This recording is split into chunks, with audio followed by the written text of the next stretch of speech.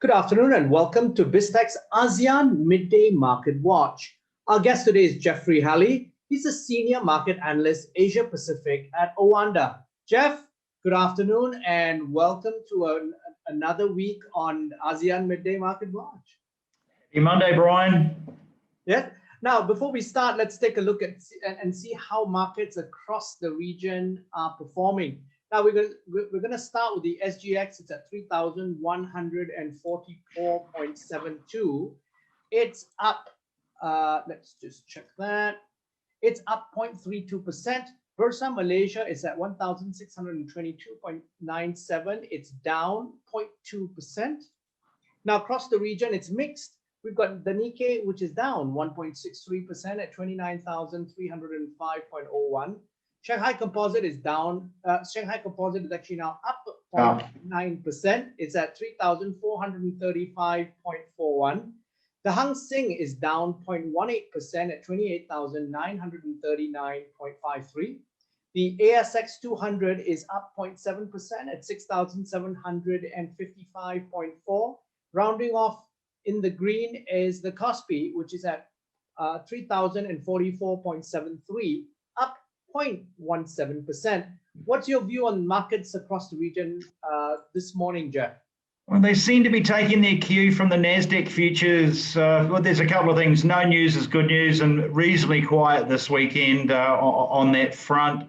Nasdaq futures have also risen today in Asian trading, even though the Dow Jones and S&P minis have edged lower. It's sort of like a rerun of Friday's price action.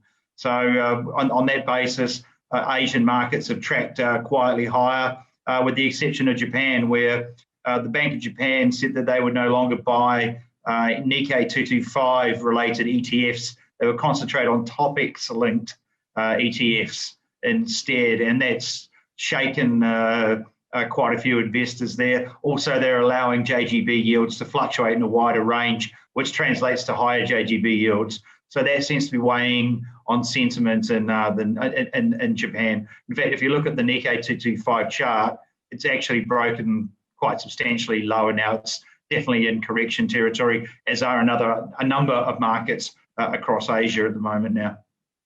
Now, let's move on to a little bit to the government bonds. Now, 10-year Chinese government bond yields are now at 3.2%.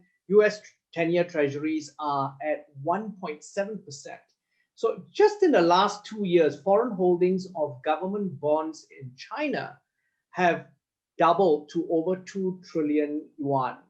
Now, do you see this trend accelerating moving forward and in turn strengthening the yuan even more as the long-term trend of the US dollar actually weakens? Well, the short answer is no. And the first part of that answer is that I expect that China will officially tighten monetary policy. They left the loan prime rates, the 1 and 5 year, unchanged this morning, but I expect them to raise those, to lift those in Q4. So they will continue tightening monetary policy as long as the recovery continues on this trajectory.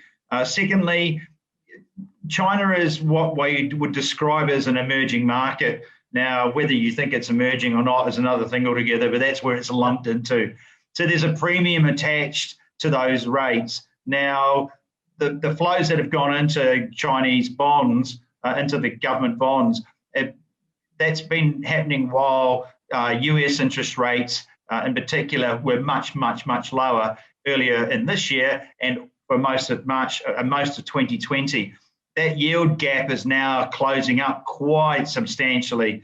And so the premium demand, and bear in mind that China doesn't have an open capital account either. You have to go and get an allocation from the government in order to go and buy those bonds. You can't just go into the market and buy them like you could US treasuries. So when you put those two factors together, I don't think Chinese government bonds on a pure yield play are going to be quite as attractive now as they once were. So although I still see a lot of interest in that because we are still living in a 0% world, I think that flow will decelerate. It won't accelerate. Okay. And then still on China, what's your view on the Chinese crackdown on the likes of Alibaba and the other tech giants? what impact is this going to have on global investors? I think they're going to be a little nervous now. I mean, this Ant Financial IPO or bought at IPO has been a real wake-up call, I think. I think perhaps it's highlighting perhaps the risks involved in being involved in China's markets, i.e. the government controls everything, and if they don't feel they will, if that makes sense. So there are risks associated with China's market. Everything looked a lot more appealing last year because the world was a very different place last year. This year, if US yields are starting to sort of semi-normalize, then maybe, and we can see tech coming under pressure all over the world. If you look at the NASDAQ, it's in downside corrective territory as well. CSI 300, KOSPI, the list goes on. So I think that maybe the heat's coming out of the tech, and we're going to see more rotation into these sort of cyclical recovery stocks. So I just don't think when you put those factors together that Chinese tech is nearly as appealing as it was even 3 months ago. Now, moving on to Turkey now, which has appeared on investors' radars because the lira has plunged after the head of the central bank was removed after hiking rates.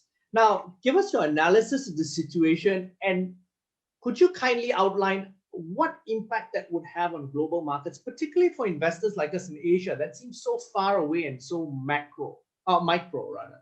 Well, luckily for Asia, Turkey's in a very small group of unusual economic cases, shall we say, to put it politely. So the reflection of Turkey as an EM to the wider emerging market sector is not quite linear. Nevertheless, I think that is weighing a little bit on Asian markets today, particularly in the currency markets.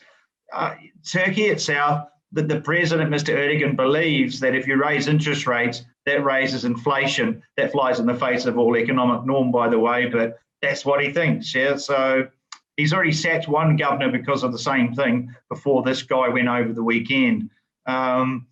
And he's replaced him with a professor who, strangely enough, actually is of the same mindset as President Erdogan. So basically, what's happened is it's undermined all the credibility. I mean, the previous governor has raised interest rates by about 9% over the last 3 months, and that stabilised the Turkish lira. It is a high inflation economy and brought credibility back to the central bank. That's all been wiped out in one day, and we saw the lira plunge by 17% this morning at one stage. He's replacing him with a guy who thinks exactly the same as he does, which probably means there'll be no more interest rate hikes, even as inflation goes up. Turkey also has a lot of foreign denominated debt, which is sort of like this unvirtuous, unholy trinity of economics. So none of this is good news for Turkey. And I expect that pressure on Turkish equities and Turkish lira will continue. You just couldn't make up how bad this whole situation is in a nutshell for Turkey. It may weigh in the short term slightly on EM sentiment more widely, but I don't think it's a game changer for the EM sector. As I said, Turkey is in a group of about 1 or 2 countries who run their economies like this. Now, Jeff, it's the start of the week. What are the key events and data points we should be watching out that may move markets this week? It's a pretty quiet week. We've got Thailand and the Philippines rate decisions. They'll be unchanged, so they shouldn't be immediately market moving. US data is definitely backloaded to the end of the week. So I think the most important data will be not US GDP, because that's Q4 and that's history. It's old news these days. It's their personal consumption expenditure data, which is a very closely monitored indicator by the Fed.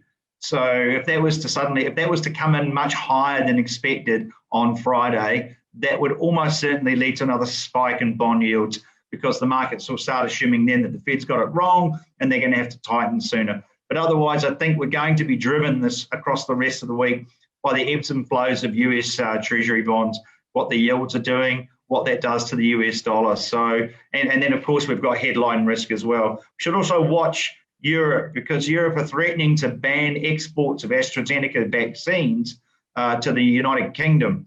And that could, A, torpedo the United Kingdom's vaccination program, and a lot of premium has been built into the UK assets on that, but also could weigh on Europe, who are not making any friends on the vaccine front at the moment with some of their behaviour. Just ask Australia and other countries. So I expect that developing situation to weigh on both European and UK assets this week. Now, Jeff, as always, thank you very much for speaking to us. Thanks very much. Now, we've been speaking to Jeffrey Halley, Senior Market Analyst, Asia Pacific at OANDA on BizTech's Midday Market Watch. I'm Brian Fernandez. Check out www.biztech.asia for business and technology conversation.